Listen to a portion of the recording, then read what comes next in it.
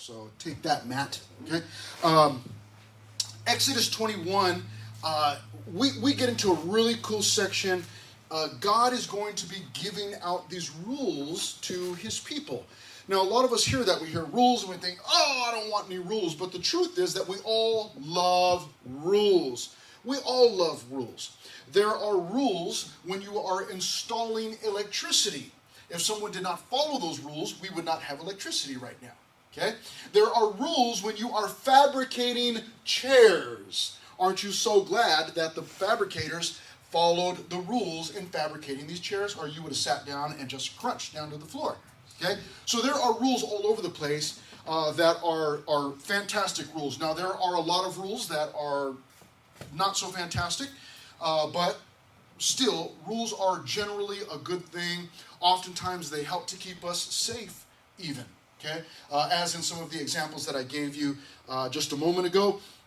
There was a lady who came up with her own set of 8 rules. Now, we just finished looking at the 10 Commandments. She came up with her own 8 rules. Number 1, never have more children than you have car windows. Everybody needs a window, right? It's what everybody fights over. Number 2, never loan your car to someone to whom you have given birth. They'll dent it, scratch it, leave it dirty, use up all your gas and not replace it. Number 3, pick your friends carefully. A friend never goes on a diet when you are fat, or tells you how lucky you are to have a husband who remembers Mother's Day, when his gift to you on Mother's Day is a smoke alarm. Number 4, seize the moment. Remember all those women on the Titanic who waved off the dessert cart. Should have just ate it because you were going down. Number 5, know the difference between success and fame. Success is Mother Teresa.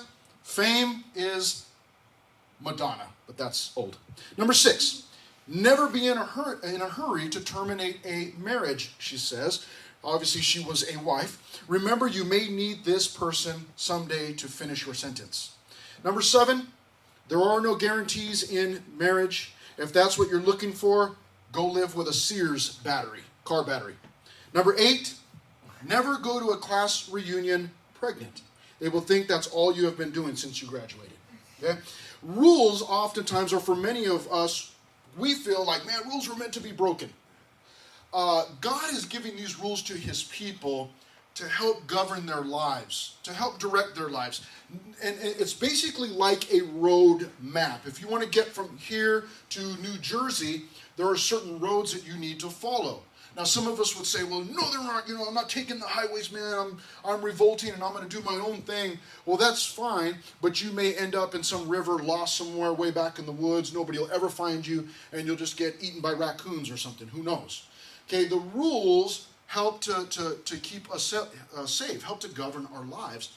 And that's why God has given these. I love these rules because they show us, again, as I've been saying over the last week or two, they reveal to us the heart of God and what he is concerned about. So, let's get into this here. We've got a few main divisions. This thing works really well when I turn it on. Okay? A few main divisions. Number 1, rules concerning servants. Rules or statutes I put up there. Rules concerning striking. Okay? Rules concerning or statutes concerning oxen. Isn't that incredible? So right away you see that God is concerned about servants.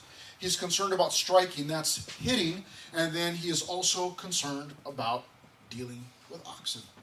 Wow, what a strange thing. Number 1, or verse 1 rather, we in our first section on servants, let's see what he has to say here. Now these are the judgments which you shall set before them. He's talking to Moses.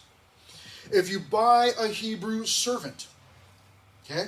Now I want you to, just for a quick moment, understand what is being said here. Verse 2, if you buy a Hebrew servant.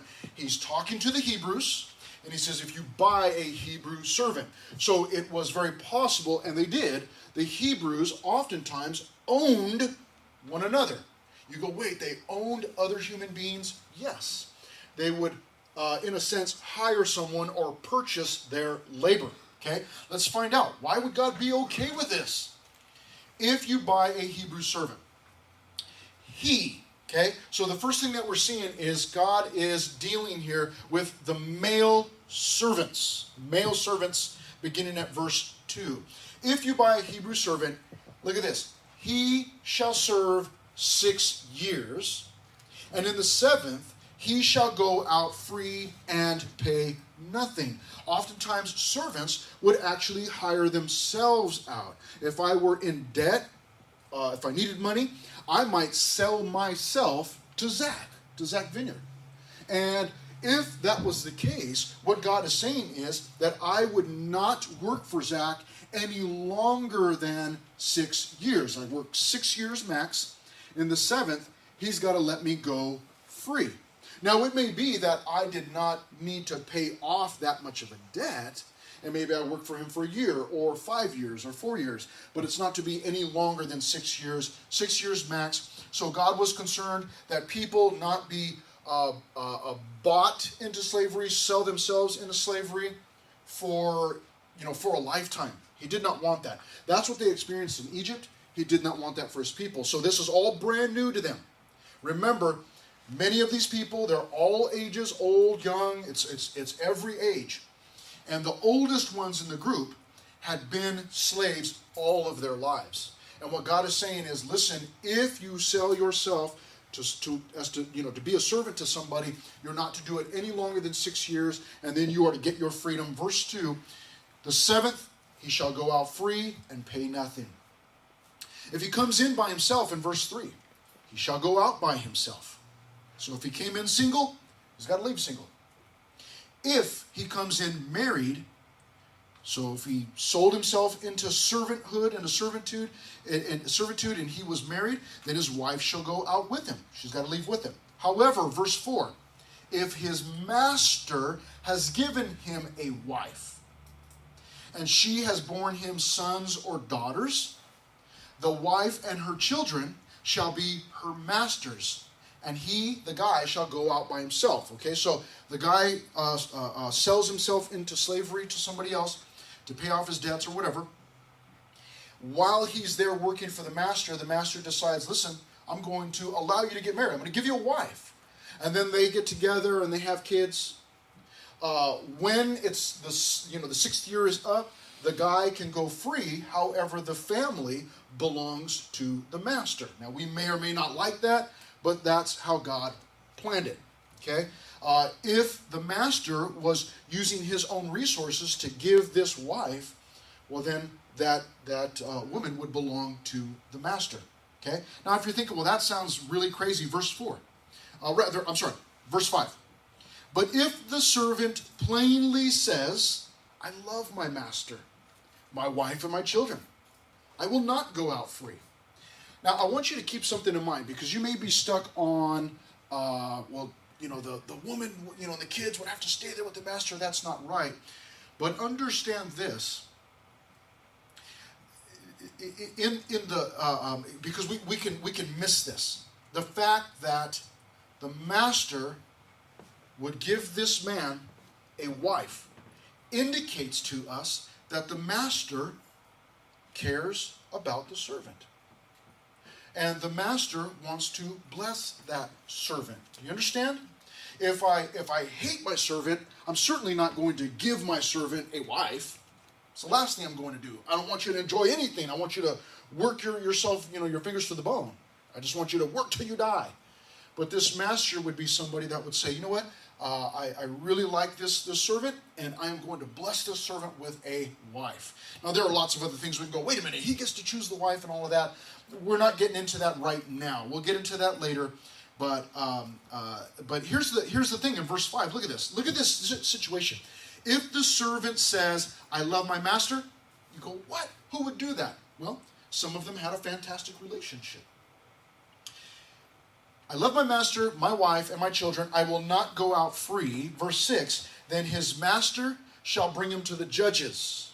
Now, we don't know exactly what they talk about there, but it's probably just a matter of making it legal. Like this person doesn't want to leave. Verse 6, then his master shall bring him to the judges.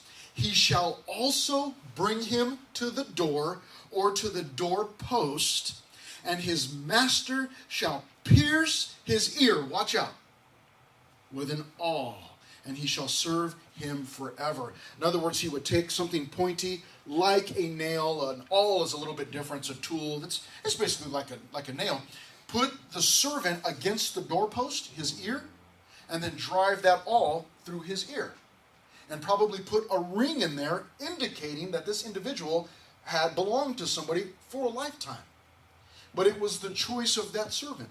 To say, no, I'm gonna stick around. I want to stay here. I like my master. I want to, of course, be, I want to keep my wife and my kids, and I've got it good here, and I'm going to commit myself for a lifetime to be this master's servant.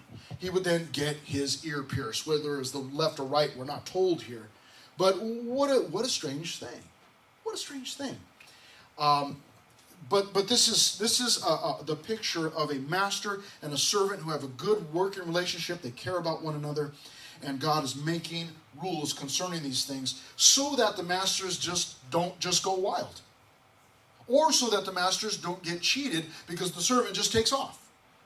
So he's governing all of these things. Verse 7, he gives us some statutes, some rules concerning female servants. Verse 7. You're not going to like this, but here it is. Verse 7, and if, he didn't say you have to, and if a man sells his daughter to be a female slave, she shall not go out as the male slaves do. Now, real quickly, let me say this. Keep in mind, things are much different. Was there abuse? Could there be abuse? There absolutely could. These slaves could be mistreated. They absolutely could, and probably were, many of them. However, that was not God's desire, and God is making these rules in order to govern that, to keep these people, the masters, from mistreating the servants. But here we're told that if a man sells his daughter, you may be wondering, why would a man sell his daughter? Again, it might be that he is selling his daughter in the sense that she is to go work for someone, again, in order to pay off maybe family debt. Okay? It's not that the man had to do this, but if he did it, it says in verse 7, she shall not go out as the male slaves do. Now, what does that mean? It means that if the male servants were responsible for going out there and plowing the fields with an animal, you hook up your plow to an ox, or two oxen, or oxen, I guess I should say, then you plow the field. What God is saying is, listen, you cannot use the female slaves to do the same type of work as the males. Like, I don't care if you're male or female, get out there and plow that field or whatever. She is to serve in a different capacity. Okay, that's what he's saying there in verse 7. Do not abuse these young ladies. Verse 8. If she does not please her master, who has betrothed her to himself. So here's the deal. If the man, the master, ends up marrying this young lady, and for some reason the master decides, I'm not pleased with you, then in verse 8, right in the middle, then he shall let her be redeemed. In other words, she can be bought back. Maybe it's her dad originally could say, wait a minute, the master is upset with you. I am going to receive you back or take you back. She's to be redeemed. Verse 8, he shall have no right to sell her to a foreign people, since he has dealt, look what God says, since he has dealt deceitfully with her. So if this master decides, I don't like you after all, God considers that dealing deceitfully with this young lady. And at that point, she needs to be taken care of. You can't send her out into the field just to do, to work her till she drops. He's already established that. And the other thing is that if this master decides, well, I don't want you anymore, then he has to provide for her. He has to provide for her. And he can't just sell her to anybody that he wants or feels like. She's got to go back to her family first was probably the option. But certainly she can't just be sold to I'm going to sell you to the Egyptians or whoever, the highest bidder is. Okay? Verse 9. And if he has betrothed her to a son, so if the master's son ends up marrying this female servant, he shall deal with her according to the custom of daughters. In other words, she's no longer to be considered a slave or a servant. Now she's family. See how God is providing for this young lady so that she's not mistreated. Verse 10. If he takes another wife. See, that is, keep in mind that in that culture, it was very common for the husbands to marry multiple women. Was that okay with God? No, God had already established one man, one woman, they become one. What God is doing is he's giving rules for the culture that they are living in. Okay? If he takes another wife. God's not saying, hey, I'm okay with this. He's just saying, if he takes another wife, he shall not diminish her food. In other words, he marries the servant, but then he decides to take another wife. He is not to diminish her food. He can't be like, you know what, I'm going to stop feeding you and I'm going to feed my new wife because I like her better. Cannot do that. Her clothing and her marriage rights. She continues to hold all of those same marriage rights that she had. And if he does not do these three for her, then she shall go out free without paying money. In other words, treat her right or let her go free. Okay? Now, again, some of those things we may go, well, you know what? I don't like that. Why would God do that? You know, I don't really understand. Well, what you and I need to understand is that God was working with the culture and the time that they were living in. Okay? And what I want you to see is the overall idea that God cares about the servants. Just don't walk away from it thinking, oh my gosh, you know, they're slaves, and how dare God, and how dare the people. Listen, God was giving them rules to govern all of these things so that these people would not be mistreated. Probably, well, no doubt. I mean, keep this in mind. They came from Egypt. They were slaves there. And they were burdened there. And God is saying you cannot treat people that way. If someone is a servant, they're working for you, you must treat them well. Care for them. Okay? Now, God also gives some statutes concerning striking, concerning hitting. Okay? The first set, beginning in verse 12, punishable by death. You say, just for hitting someone? Yeah. Let me ask you a question. Don't answer out loud. How many times would you have been punished by death? You know? How many people have you hit? Look at this, verse 12. He who strikes a man so that he dies shall surely be put to death. So, you hit somebody, that person dies, you die. You pay with your life. That is what we call capital punishment today. You murder someone, then your life is taken. Okay? Verse 13. However, if he did not lie in wait, in other words, if this is not premeditated, like, oh, I'm going to get this guy. It was accidental. Verse 13. However, if he did not lie in wait, but God delivered into his hand. What does that mean? It means that there are some things here you're going to notice as we go through that we do not have a lot of details about. Some of these things are put out there in a general sense. But it seems that in verse 13, if this situation happened as a result of God orchestrating it kind of behind the scenes somehow, verse 13. However, if he did not lie in wait, but God delivered him into his hand, then I will appoint for you a place where he may flee. Now, this is in reference to sanctuary cities. Anybody ever heard of a sanctuary city? Yeah? Okay. It was kind of in the news a while back, prior to COVID, prior to the election, it was a while back. Sanctuary cities. But this is where the idea comes from. God says this, that if you struck someone and that person died, but it was accidental, He's going to appoint a city where you can flee to until probably your case can be heard. Okay? So it's not just like Wild West out there and let's just, shoot them down. Whoever we decide, let's just shoot them down and, we'll shoot first, ask questions later. The idea is you go to the city, it's a sanctuary, and you stay there probably until your case can be heard. It's a place of safety. Verse 14. But if a man acts with premeditation against his neighbor. In other words, he plans to kill his neighbor. That's called murder. to kill him by treachery, you shall take him from my altar that he may die. In other words, he plans to do it, he's got to pay with his life. Verse 15, and he who strikes his father or his mother shall surely be put to death. Bam! You hit your mom or your dad, you're done so. That's it. Verse 16, he who kidnaps a man and sells him, or if he is found in his hand, okay? If you kidnap somebody and you sold him, or if they find you with that person that you kidnapped, shall surely be put to death. So you kidnap somebody, you die. Okay? Notice what God is establishing here. Verse 15, he's showing that, listen, you need to respect your mom and your dad. Remember he said that in the 10 Commandments. I think it was number 5. Honor your father and your mother, that your days may be long upon the land that I give you. But if you strike them in verse 15, you're going to die.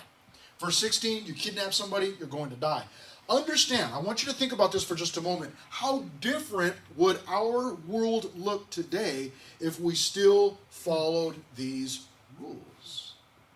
If people respected their parents? If people didn't fight with their parents? Lots of that goes on. If that wasn't going on. If you knew, man, I'm so mad, but if I punch my mom or dad, I'm going to die. You probably, in a lot of cases, would not do it. Some people would still do it because they're knuckleheads. But, many people would not do it. Kidnapping. If you knew that kidnapping someone wasn't going to come with just a prison sentence, maybe even if it is a lot of years, but if you did it, you're going to die, there'd be a lot less of it. Right now, we have heard of it. There's still, actually today, there is a lot of slavery all over the world still taking place. I don't remember the percentages, but even in Africa, there are many people right now today who are still living in slavery. But we have something called trafficking. That is a nice word, it's a clean word for sex slavery. It's some young lady, but it's not just young ladies, even boys also, who are kidnapped and sold and basically passed around for, they're sold as, they're prostituted, basically. That's a form of slavery, okay? Being taken, kidnapped here, being sold against their will, being used, abused, and perhaps if these things were in place, we would have a lot less of that. Verse 17. Look at this. He who curses his father or his mother shall surely be put to death. Man, you just curse at your parents and you die. You understand what God's trying to do? He's trying to establish the importance of the leadership in a family. It's been said, as goes the family, so goes the nation. Our nation is a mess right now. It goes back to the family. When the family's a mess, the nation will become a mess. Okay? The next set are punishable by payment. Whew. Everybody relax. We made it past the death part. Verse 18. If men contend with each other, if two guys are fighting, because that's what guys do, right? Fight with one another, wrestle. Who's stronger? Okay? If men contend with each other, and one strikes the other with a stone or with his fist, so he picks up an object, hits the other guy, or he just punches him, and he does not die, but is confined to his bed, if he rises again in verse 19 and walks about outside with a staff, in other words, if he's healed, he recovers, then he who struck him shall be acquitted. Okay? He shall be found innocent. However, he shall only pay for the loss of his time and shall provide for him to be thoroughly healed. Okay? So, you get in a fight with somebody, they punch you or they pick up a rock and hit you in the head, rock breaks because your head is so hard. Just kidding. You get hurt, you're injured for a while, you can't get out to plow your fields or to pick your harvest, whatever it might be. Can't get your work done. The individual who hit you and injured you is responsible for making sure that your bills are paid or that you are taken care of during the time that you are down. and they are responsible for making sure that you are paid for, covered, until you are completely healed. Okay? So you understand what God's doing? He's saying, hey, I know that guys are going to fight, because that's what dudes do. They fight. Okay? However, you need to have some self-control. In the first place, don't fight if you're not willing to pay. Okay? If you're going, well, I don't have the money to take care of this guy, well, then don't do it. Okay? But be responsible for whatever it is that you've done. Okay? So he's discouraging the fighting by giving these rules. Okay? Verse 20. If a man beats his male or female servant with a rod, God is not saying it's okay, but he knew that it happened. He knew that it would happen. People would be mistreated. He says in verse 20, if a man beats his male or female servant with a rod so that he dies under his hand, he shall surely be punished. How is he going to be punished? It's funny, again, some of these things are not specifically told to us by God. Okay? Some of these things were left for the people or the community to decide. Verse 21, this tripped me out here, verse 21. Notwithstanding, if he remains alive, if the servant remains alive a day or two, he shall not be punished, for he is his property. So it was like, if he stays alive for a couple of days, then he's not to be punished, for he is his property. And that's what it sounds like. It sounds like if the servant if he did not die, then the master would not be punished. Again, it sounds to us like, man, why would God be okay with the servant getting beat with the rod? But if he dies, this happens. But if he doesn't die, nothing happens. What God is doing is he's discouraging mistreating your servants here. Because if you beat them, you're taking the chance that person is going to die. And if so, you are going to be punished because of what you did. Okay? So it's in a way it's saying, listen, just don't do it. Verse 22, if men fight and hurt a woman with child so that she gives birth prematurely. I want you to see how in some of these ways God is being very specific. It's not just hurting a woman, although God was concerned about that, but he's concerned about if men fight and hurt a woman with child so that she gives birth prematurely, yet no harm follows, he shall surely be punished according to as the woman's husband imposes on him, and he shall pay as the judges determine. So what do you gather from there, verse 22? Listen, I know it's Sunday morning, it's Christmas weekend, but just for a moment, track with me. I want you to think about this. Let me read verse 22 again. If men fight and hurt a woman with child, so that she gives birth prematurely.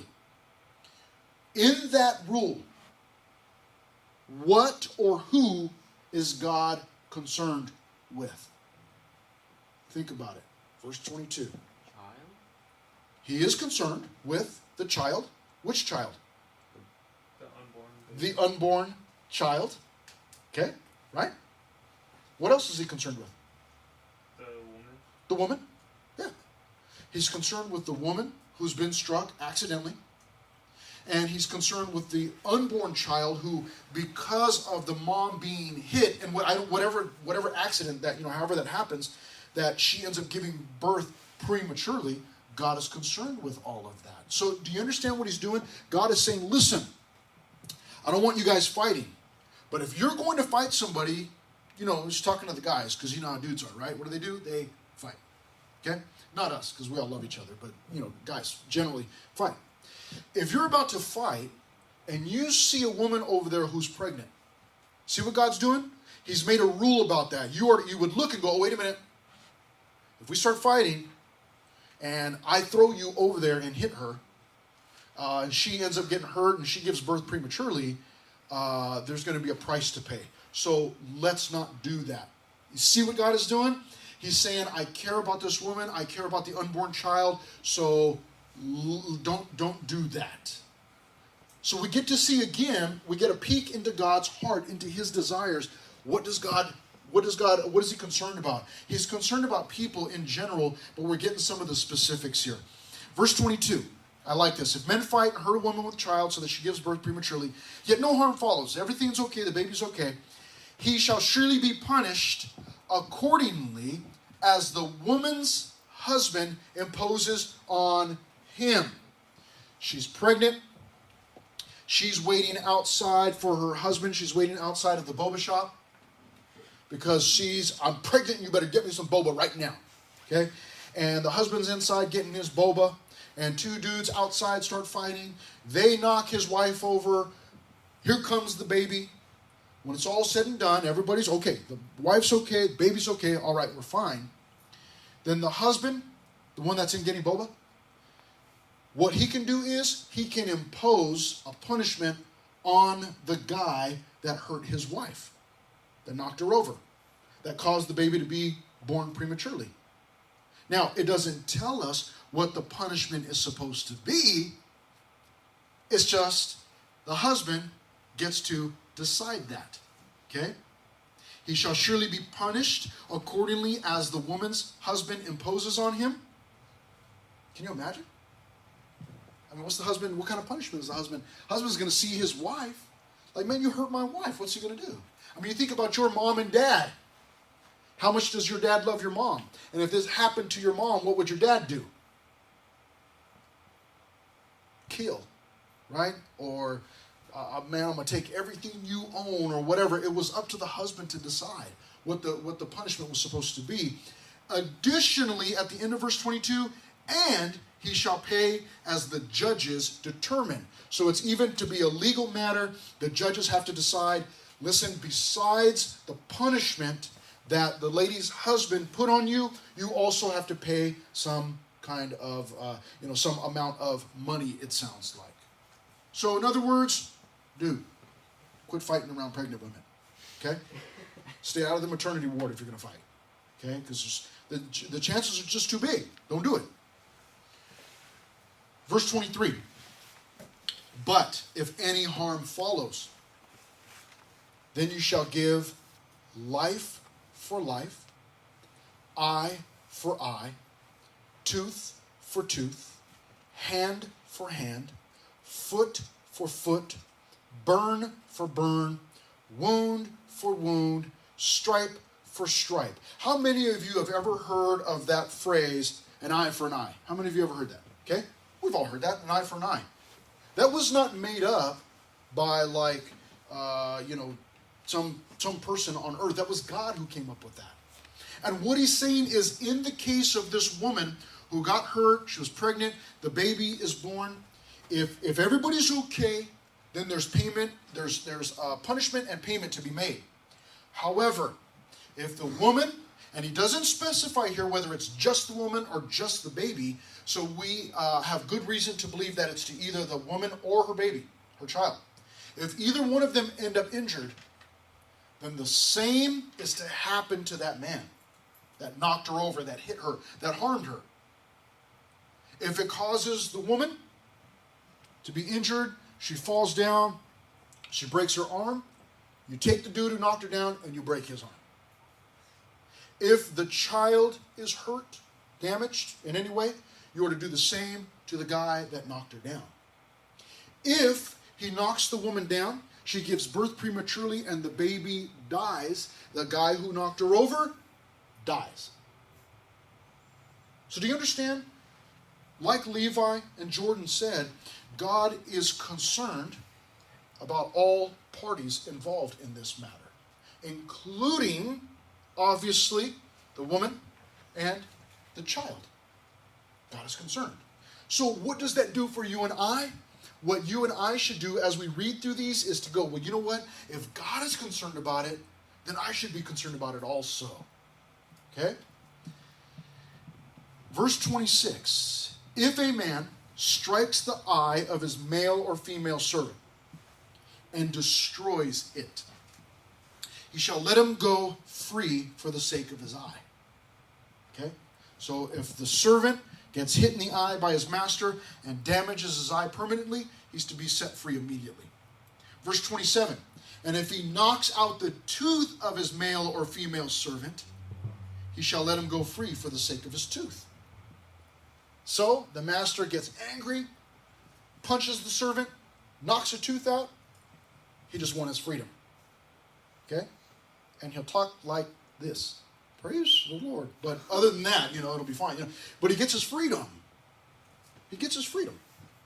So do you understand again that God is concerned for the people? God is not seeing these people as, it's just a slave, property.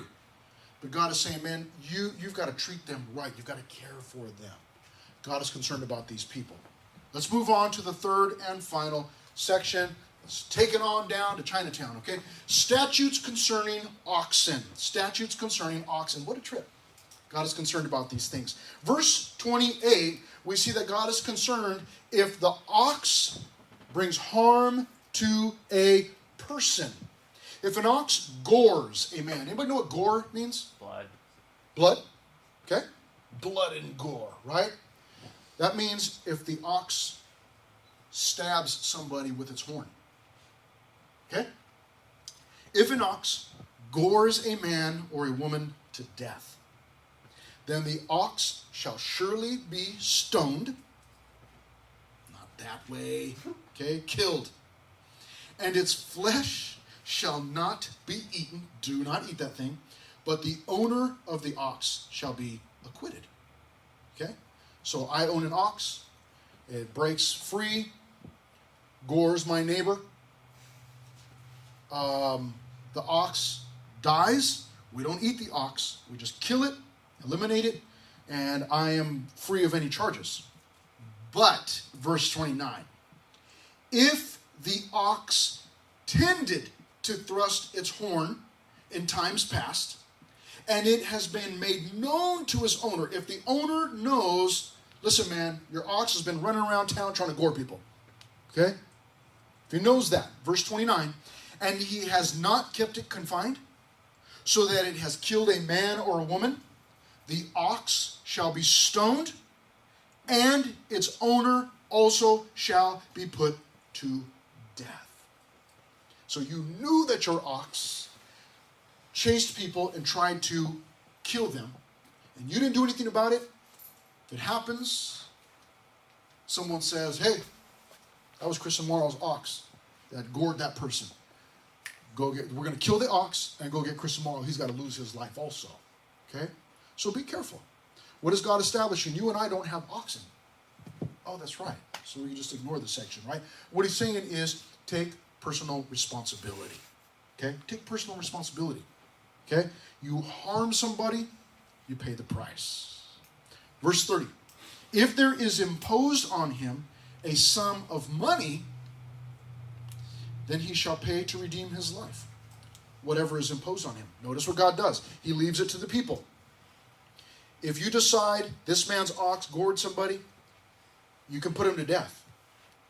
But if you decide that you want to have him pay a certain amount, you decide, the community decides whatever it is, and he can pay it if he's got it. If not, he's losing his life. Verse 31. Whether it has gored a son or gored a daughter, according to this judgment, it shall be done to him. If the ox gores a male or female servant, he shall give to their master 30 shekels of silver, and the ox shall be stoned. So if a male or female servant, if one of my servants gets gored to death, then we kill the ox, and I have to be paid. If I'm the master, I get paid for whatever those, the 30 shekels of silver, I'm to be paid for the servant that I lost. Okay?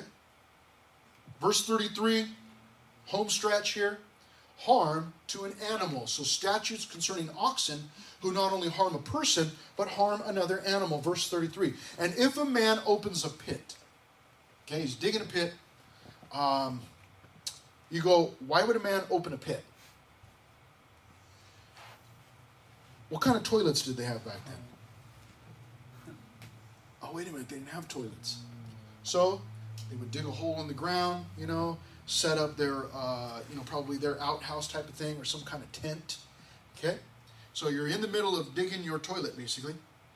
If a man opens a pit, or if a man digs a pit and does not cover it, and an ox or a donkey, this time, falls in it, the owner of the pit shall make it good.